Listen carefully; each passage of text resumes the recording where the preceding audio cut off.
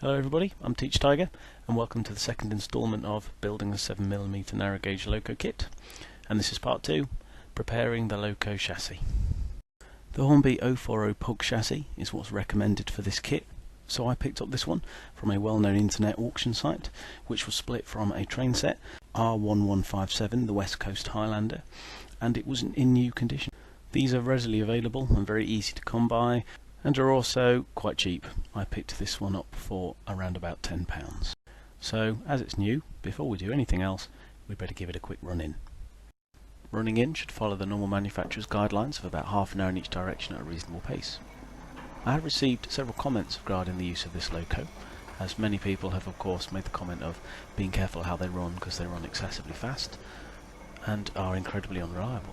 However, what I have found is, being a recent China production rather than the pocket rockets of old that used to come out of Fargate, is that this does run reasonably well and reasonably reliably.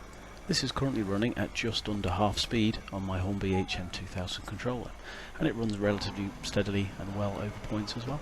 So after that time shortened running in, let's make a start on the work we need to get done on the chassis.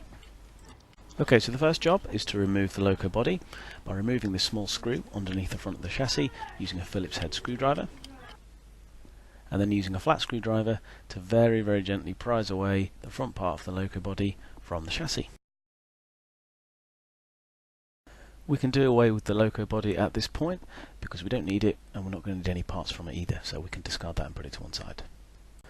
So the first thing I had to sort out were these resistors and wires on top of the motor.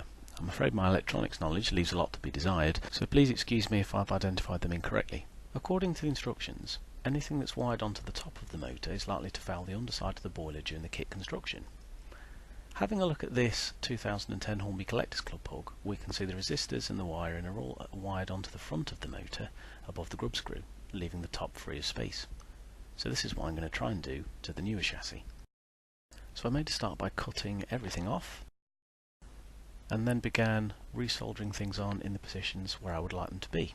At this point I would also like to add that, much like my electronics knowledge, my skill with a soldering iron also leaves a lot to be desired, so it might look a little bit messy and a little bit untidy, but it's about as good as I'm going to be able to get it, I'm afraid. Okay, so now the soldering is all completed, it's time to start removing some bits and pieces from the chassis. So using a small cutting wheel on my Dremel, I removed the two plastic cylinders from the front of the chassis, taking care to avoid damaging the wheels and the connecting rods. Cutting back the plastic until it's flush with the end of the tension link coupler on the front of the chassis. This area then just needs tidying up with a sharp craft knife, just to make sure you remove all the burrs and any sharp edges. I then decided to remove both the front and rear tension lock couplers. The instructions recommend to keep them on, but I've decided I'm going to kit bash the chassis a little bit at a later date and fit something a little bit different that looks a little bit more realistic. I'm not sure what I'm going to fit at this point. It may be slimmer tension lock couplers, or I may try out some KDs and see how they go. Okay, so now I'm going to do a test fitting of the footplate just to see how well it fits now we've made the necessary modifications to the chassis. And it's a simple matter of inserting the connecting rods into the bored out holes in the cylinders before the chassis simply snaps into place using the existing clips that it would be used to attach to the original 00 gauge Hornby loco body. And this fits reasonably well, I think. And a quick test fit of the boiler piece shows a small gap at the firebox end. So I may need to remove some material from this space on the inside of the boiler to help give us a slightly better fit. So it's back to the Dremel, and using a very small engraving bit, very carefully remove some material from the inside of the boiler in this small space, until a subsequent test fit in shows we've got a good, level, snug fit all the way around, and we're ready for a quick test run, I think.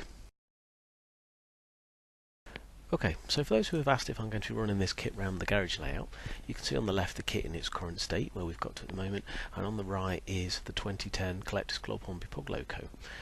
We can clearly see the difference in scale in its unfinished state, and I don't think there's any chance of the kit, once it's completed, being able to go under the various tunnel mouths and bridges that we have planned and have already started construction on for the garage layout. Okay, so that's about it for this stage of kit construction. I hope you've enjoyed watching. So we're going to finish off with a quick test run just to make sure everything works, including my subpar wiring, which, judging by the successful movement, can't be quite as bad as I think it is. So thanks again for watching, and I'll see you all next time in part 3, which will be kit bashing the chassis See you all soon, everybody. Bye bye.